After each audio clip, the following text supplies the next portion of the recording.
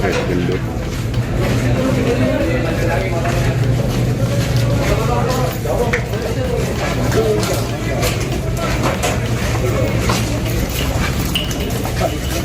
Selasa pagi, 11 Agustus 2026, warga Kelurahan Jurumudi Baru, Kecamatan Benda, Kota Tangerang digemparkan oleh peristiwa penemuan jasad seorang wanita muda berinisial SNA di dalam rumah kontrakannya. Korban berusia 21 tahun asal Menes, Pandeglang tersebut pertama kali ditemukan oleh calon suaminya, Antoni Rahman, saat pulang bekerja. Kurang dari 24 jam setelah laporan diterima, tim Subdit Jatanras Ditreskrimum Polda Metro Jaya berhasil meringkus pelaku berinisial KF yang ternyata merupakan tetangga kontrakan korban sendiri. Penyelidikan kepolisian mengungkap rangkaian kejadian memilukan yang diawali dari pengaruh minuman keras, pintu kontrakan yang tidak terkunci, penyerangan fisik menggunakan ikat pinggang, hingga tindakan kejahatan seksual. Lantas bagaimana fakta selengkapnya? Oke, nggak lama-lama, mari kita kupas tuntas fakta di balik kasus menghebohkan ini.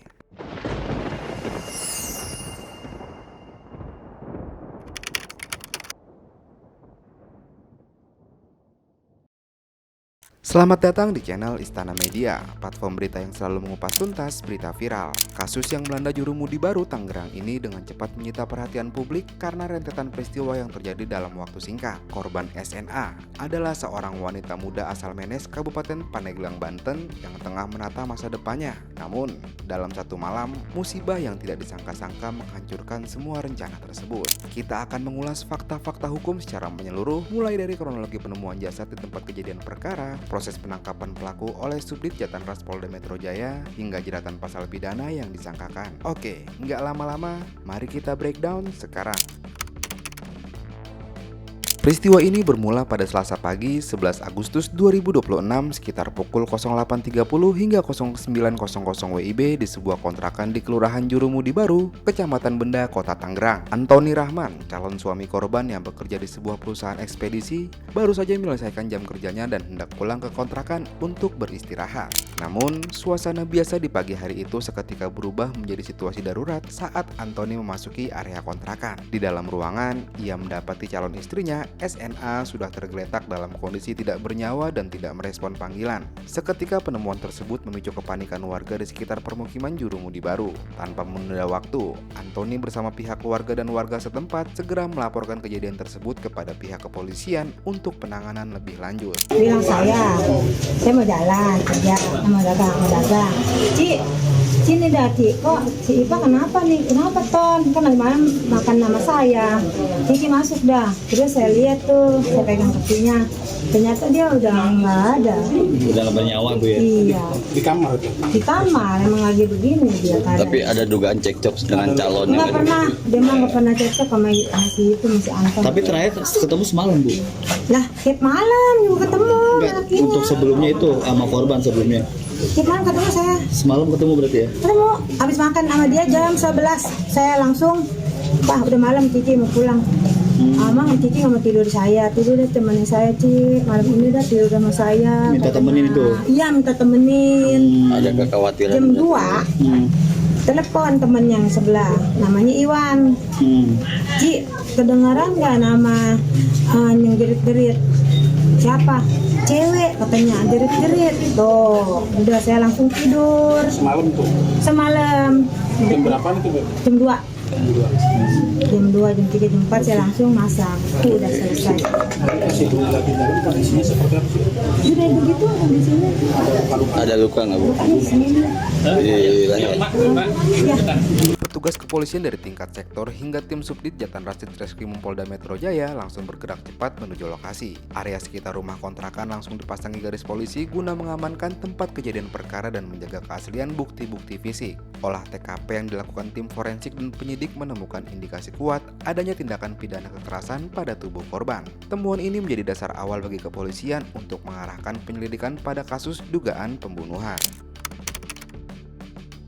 Proses penyelidikan bergerak cepat hingga menghasilkan perkembangan signifikan dalam waktu singkat. Kurang dari 24 jam sejak jasad korban ditemukan, tim Subdit Jatanras Ditreskrimum Polda Metro Jaya berhasil mengidentifikasi dan menangkap pelaku berinisial KF di hari yang sama saat ia mencoba melarikan diri. Identitas pelaku menjadi fakta yang cukup mengejutkan dalam kasus ini. Pria berinisial KF tersebut ternyata merupakan tetangga yang tinggal di area komplek kontrakan yang sama dengan korban di Jurumudi Baru.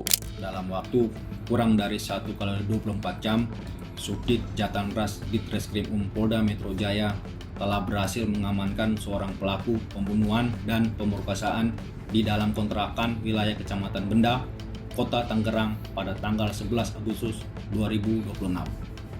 Pelaku berinisial K yang melarikan diri berhasil kami bekuk di wilayah Tangerang. Saat ini kami masih melakukan pengembangan serta mendalami motif yang dilakukan pelaku terhadap korban. Kronologi peristiwa terjadi pada Selasa dini hari. Pelaku KF mendatangi area kontrakan korban dalam kondisi terpengaruh minuman keras atau alkohol. Saat melintas, pelaku melihat pintu kontrakan korban dalam keadaan tidak terkunci rapat dan memutuskan untuk masuk. Ketika berada di dalam kamar, korban SNA terbangun dan menyadari kehadiran orang asing. Pelaku yang panik kemudian bereaksi brutal dengan menyerang korban, mencekik lehernya, serta melilitkan ikat pinggang hingga korban kehabisan napas dan tidak sadarkan diri. Setelah korban tidak berdaya, pelaku melampiaskan aksi bejatnya dengan meruda paksa korban di tempat kejadian sebelum akhirnya melarikan diri. Saksi warga sekitar sempat mengonfirmasi mendengar suara jeritan dari arah lokasi pada dini hari tersebut.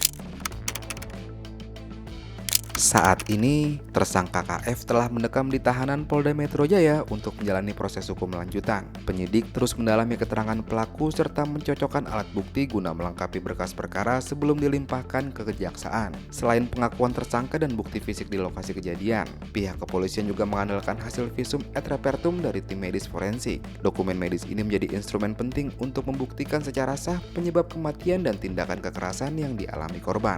Atas perbuatan keji yang dilakukannya, penyidik menjerat KF dengan pasal berlapis mengenai pembunuhan dan kekerasan seksual. Pelaku dikenakan pasal 458 dan pasal 468 Undang-Undang Nomor 1 Tahun 2023 tentang Kitab Undang-Undang Hukum Pidana atau KUHP. Berdasarkan ketentuan hukum yang berlaku tersebut, tersangka KF diancam dengan hukuman maksimal hingga 15 tahun penjara.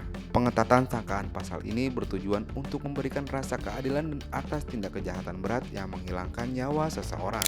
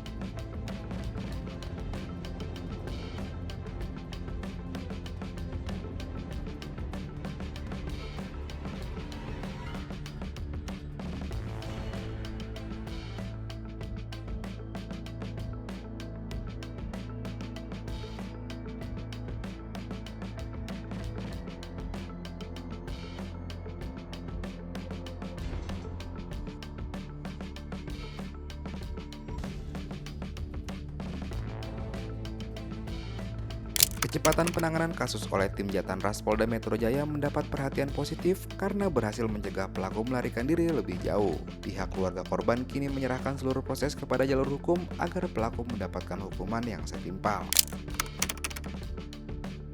Dari fakta-fakta hukum yang terungkap dalam peristiwa tragis di Jurumudi Baru ini, terdapat beberapa catatan keamanan penting yang dapat menjadi pelajaran dan kewaspadaan kita bersama dalam kehidupan sehari-hari. Yang pertama, memastikan akses pintu terkunci rapat. Membiasakan diri memeriksa dan mengunci pintu serta jendela secara rapat, terutama pada malam hari atau saat hendak tidur, merupakan pertahanan utama dari potensi kejahatan. Kedua, tetap waspada di lingkungan sendiri. Meskipun berada di lingkungan tempat tinggal atau mengenal orang-orang di sekitar, kewaspadaan terhadap potensi bahaya tidak boleh sepenuhnya diabaikan. Ketiga, pentingnya respon terhadap suara mencurigakan.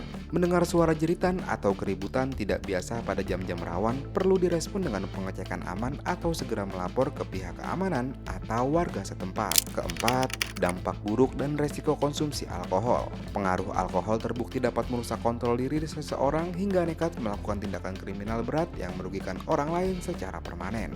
Dan yang terakhir, penguatan sistem keamanan lingkungan kontrakan, penerapan siskamling serta pemasangan perangkat keamanan seperti CCTV di permukiman padat atau area kontrakan sangat krusial untuk meminimalisir niat kejahatan dan membantu pembuktian hukum. Kasus di Jurumudi Baru ini bermula saat SNA 21 tahun ditemukan meninggal dunia oleh calon suaminya di rumah kontrakan pada Selasa pagi 11 Agustus 2026. Korban diserang, dicekik dengan ikat pinggang dan diruda paksa oleh tetangga kontrakannya sendiri KF yang masuk dalam keadaan mabuk melalui pintu yang tidak terkunci rapat. Kurang dari 24 jam, tim Subdit Jatanras Polda Metro Jaya berhasil menangkap pelaku. Kini, KF resmi ditahan dan dijerat pasal 458 serta pasal 468 KUHP baru dengan ancaman hukuman 15 tahun penjara, sekaligus menjadi pengingat pentingnya memperketat keamanan hunian kita. Lantas bagaimana menurutmu? Langkah keamanan apa yang paling efektif di permukiman padat agar kejadian serupa tidak terulang? Coba tulis di kolom komentar ya. Jangan lupa subscribe, like, dan share video ini. Pastikan juga untuk nyalakan notifikasinya agar kamu gak ketinggalan konten breakdown selanjutnya.